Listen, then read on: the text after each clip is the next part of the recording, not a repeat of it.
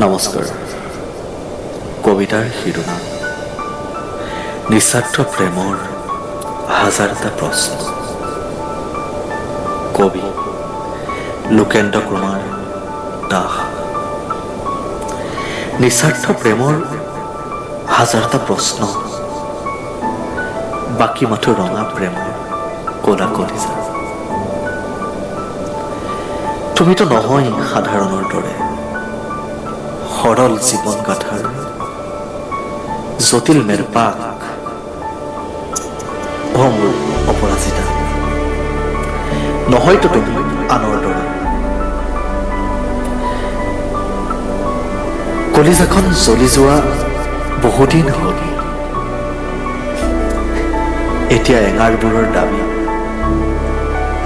মই হেনো মূৰ্খৰ দৰে, মই হেনো প্ৰেমৰ ভোকাটো। মই নাজানিলো তোমাক বাহ্যিক আৱৰণে সজাই তুলিবলৈ। মই নাজানিলো তোমাক তোমাৰ দৰে ভাল পাবলৈ, অকণমান মৰম কৰিবলৈ। ক'ৰবাত যেন হেৰাই গ'ল এক বিৰাট ক্ৰুটি।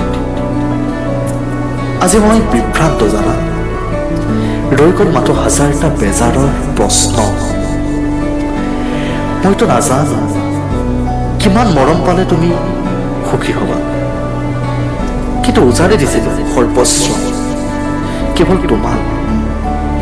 ভাবিছিলো তুমি অনন্যা। এতিয়া মাথো নিস্বাৰ্থ প্ৰেমৰ হাজাৰটা প্ৰশ্ন বাকী।